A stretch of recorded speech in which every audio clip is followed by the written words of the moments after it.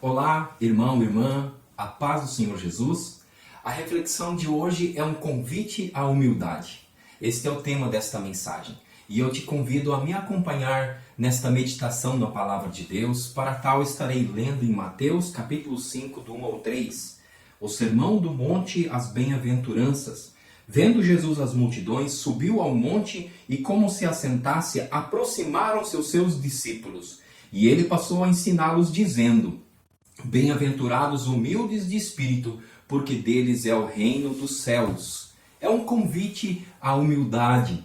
Nesse texto bíblico nós veremos um dos critérios que Jesus apresentou para fazer parte do reino dos céus.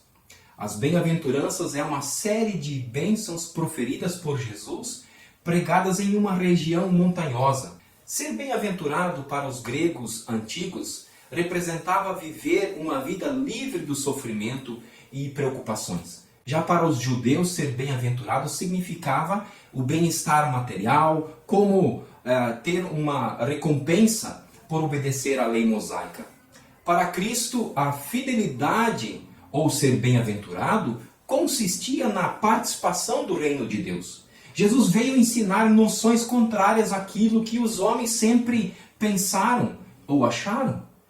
O discurso de Jesus no Sermão do Monte demonstrava a disposição interna de alguém e não as condições internas, pois a felicidade é um dos estados da alma e não provém de forma natural do ser humano.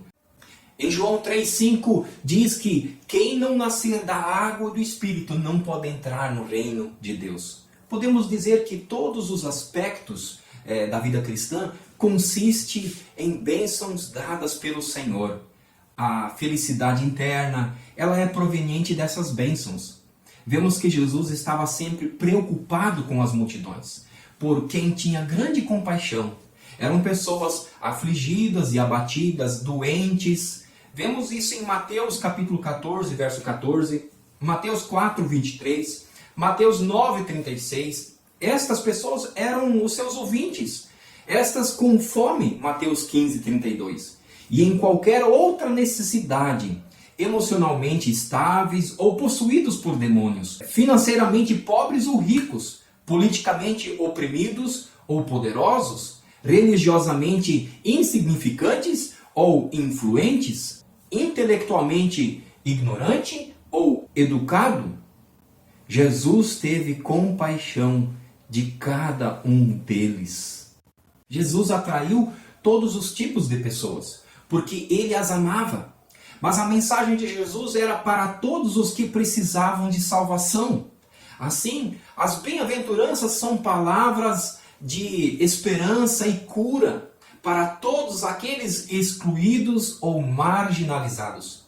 São verdadeiramente palavras de salvação. As bem-aventuranças são um convite para a inclusão. Jesus ele inicia o Sermão do Monte ou o Sermão da Montanha dizendo, aqui no verso 3, Bem-aventurado os humildes de espírito, porque deles é o reino dos céus, o reino de Deus. Humildes de espírito são pessoas que não têm nada nem ninguém. Insignificantes espirituais para muitas pessoas, sem chance alguma diante de Deus. Mas Jesus inicia com eles dizendo, vocês são realmente prósperos, bem-vindos ao reino. Aqueles que tinham olhos tristes, baixos, envergonhados, agora olham para Jesus com alegria e esperança. Doentes, mulheres, pobres, mestiços, segunda classe e daí? Todos sentiam-se convidados por Jesus. Mas o que significa humilde de espírito? Como uma pessoa é humilde de espírito? Primeiro, não é aquele que se autodeprecia. Não é autodepreciação. Jesus queria contestar o conceito daquela época, de que os ricos e influentes desfrutavam de maiores bênçãos de Deus. Ele queria falar para os seus seguidores que a riqueza material era passageira. Queria que entendessem que, apesar de pobres, materialmente poderiam desfrutar de algo que verdadeiramente constituísse a maior riqueza que alguém pode ter, sendo o fazer parte do reino de Deus. Dessa forma, não deveria se autodepreciar pela sua condição material desfavorável. Tinha que ter em mente que mesmo pobre seria rico em Cristo Jesus. Do mesmo modo, isso ensina aos que se consideram ricos que ter posses, podem ser pobres espiritualmente. Vemos que a maior riqueza é o que podemos ter dentro de nós. E essa condição de riqueza é algo que ninguém pode nos roubar. Inclusive a Bíblia diz que a traça e a ferrugem não corrói. A autodepreciação leva à autocomiseração. E esta atitude verdadeiramente não significa humildade. A pessoa pode até se autodepreciar e não ser humilde. Às vezes é pobre, cheia de orgulho e pretende somente chamar a atenção em busca de benefícios. Claro, outras pessoas também, não só o pobre, busca benefícios financeiros, emocionais ou até sentimentais. Jesus não queria que aquelas pessoas pensassem que a sua condição social e material era sinal de juízo de Deus. Antes, que mesmo sendo pobres, poderiam se sentir convidados ao reino de Deus e ser espiritualmente rico. Fica muito claro, o que diz em Tiago, capítulo 2, verso 5. Ouvi, meus amados irmãos, não escolheu Deus os que para o mundo são pobres, para serem ricos em fé e herdeiros do reino que ele prometeu aos que o amam? O mundo pode até dizer que felizes são os ricos, os nobres, o que tem sucesso, aquele que tem glamour, aquele que é popular, famoso. Desse engano Salomão ele experimentou. Era o mais sábio e mais magnífico dos reis antigos. Tinha riqueza, posses, centenas de mulheres, comeu do melhor e foi aclamado no mundo todo por sua grande sabedoria, por seu poder e riqueza. Salomão deveria ter sido imensamente feliz. No entanto, o que o rei tão grande e abençoado por poderes terrenos realmente é diante de Deus? E como ele se sentia? Eclesiastes capítulo 1, do versículo 1 até o 3, vai nos responder isso. E no verso 2, especificamente, a parte B, ele diz: vaidade de vaidade, tudo é vaidade. Vemos que Salomão concluiu que a sua vida foi sem propósito e vazio. Vaidade de vaidade, tudo é vaidade. Que vantagem tem o homem em toda a sua obra que ele faz debaixo do sol? Em resposta à questão humilde de espírito e à pergunta, como uma pessoa é humilde de espírito? Vemos que, em primeiro lugar, não é aquele que se autodeprecia. Em segundo, mas aqueles dispostos a reconhecer suas necessidades espirituais, reconhecer e admitir as suas falhas. Este reconhecimento é visível naqueles que ouvem e praticam o ensino da palavra de Deus. Ela é inclusive útil para tudo e em todo momento. Pessoas que seguem exatamente aquilo que o próprio Mestre fez, esvaziando-se para ser cheio da graça de Deus. Em Filipenses capítulo 2, versículo 7, a palavra do Senhor, ela nos diz: antes a si mesmo se esvaziou, assumindo a forma de servo, tornando-se em semelhança de homens e reconhecido em figura humana. A si mesmo se humilhou, tornando-se obediente até a morte de cruz. Paulo está aqui dando destaque, e chamou a Jesus como exemplo de humildade. Aquele que exaltou a Deus. Observando o verso 6 ao 11, verás que no fim Deus exaltou a Jesus também quando ele ascendeu às alturas. Se você é humilde, mantenha-se humilde.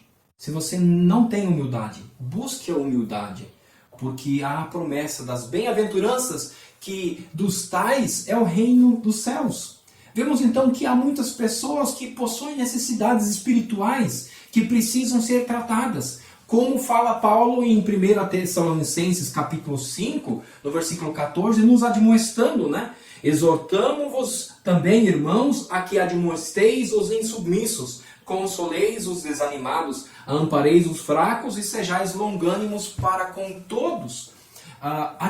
Admitir honestamente os nossos erros é o primeiro passo para lidar com eles e mudar. Esta é a mais pura das verdades, em que todas as vezes que nós cometemos algum erro na nossa vida, nós teremos que enfrentar os resultados vindos daquilo que fazemos. E muitas vezes, durante toda a nossa vida, né, isso pode causar suas consequências. Davi, ele foi um homem assim. Ele cometeu muitos erros na sua vida. Aliás, é um dos personagens da Bíblia que melhor trata da essência do caráter que o ser humano tem, em seus altos e baixos. Existem alguns motivos para esse tipo de atitude. Não admitir os seus erros. Porém, os dois principais são a teimosia e a arrogância. As pessoas teimosas e prepotentes são acostumadas a fazer coisas de modo errado, não admitindo que precisam mudar. Acham que estão sempre certos. Isso não lhes é favorável à humildade.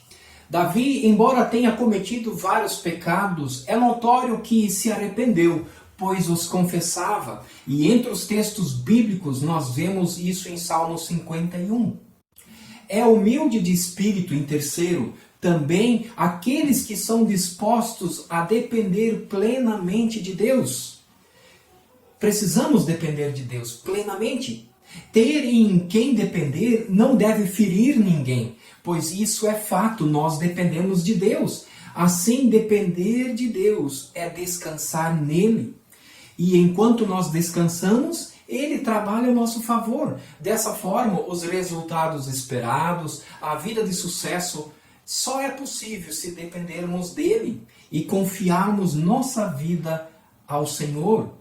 Devemos sempre lembrar de vários textos bíblicos, inclusive o Salmo 37, vemos as expressões confia no Senhor, agrada-te do Senhor, descansa no Senhor, espera no Senhor.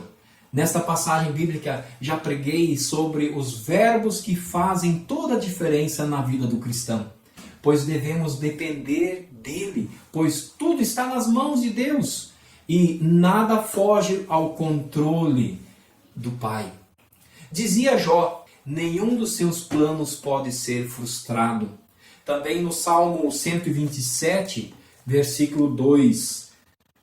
Inútil vos será levantar de madrugada, repousar tarde, comer o pão que penosamente granjeastes. Aos seus amados ele dá enquanto dormem. Deus que supre todas as nossas necessidades. Deus é quem cuida de nós, que transforma o nosso coração. Por isso, não devemos ficar ansiosos. Pelo contrário, sabendo que Deus é soberano, temos a segurança que a sua vontade é boa, que ela é perfeita, que ela é agradável. Precisamos depender dele. O coração humilde depende daquele que tem todo o poder, né? E que eu e você nós devemos então reconhecer isso com as nossas atitudes. Concluo esta mensagem te lembrando e reforçando que a humildade é o primeiro critério que Jesus apresentou no Sermão do Monte ao povo e a nós, em vistas a fazermos parte do reino do céu. Ser humilde não significa algo exterior, pelo contrário, é algo intrínseco. Não é um ato de depreciação pelas condições sociais ou econômicas, mas é o reconhecimento de nossas necessidades espirituais e que dependemos plenamente de Deus. Jesus é enfático quando fala, bem-aventurado os humildes de espírito, porque deles é o reino dos céus. O Salmo 51:17 nos diz, sacrifícios agradáveis a Deus são um espírito quebrantado, um coração compungido e contrito, não o desprezarás, ó Deus. Deus, ele conhece o nosso coração. Deus, ele sonda. Deus prova. Deus é onisciente. Conhece todos os pensamentos. claramente vemos que Deus se agrada de um coração humilde, não despreza. Esta bem-aventurança que falamos hoje é um convite para a inclusão no reino dos céus, onde o critério é ser humilde de espírito, ou seja, ser alguém que reconhece que sem Jesus nada podemos fazer. Eu te incentivo a pensar em algumas coisas. Você tem se sentido e se mostrado inferior, com autodepreciação, autocomiseração? Te convido a reconhecer sua dependência de Deus. Diga isso aí agora no seu coração. Diga a Deus o quanto você precisa dele. Ele está te ouvindo. Eu te convido a reconhecer tudo que nós falamos, inclusive reconhece as tuas fraquezas, as tuas limitações, os teus pecados. Eu te convido a render-se a Jesus. Certamente isso acabará bem, pois receberás as bem-aventuranças por fazer parte do reino de Deus. Que Deus te abençoe, te fortaleça. Que Deus te conceda uma semana vitoriosa em nome de Jesus. O meu grande e forte abraço. Estamos com saudade de cada um de vocês. No final vou deixar aí mais uma vez os hinos, e os louvores para a sua edificação. Que Deus aplique a sua palavra ao teu coração. Em nome de Jesus. Amém.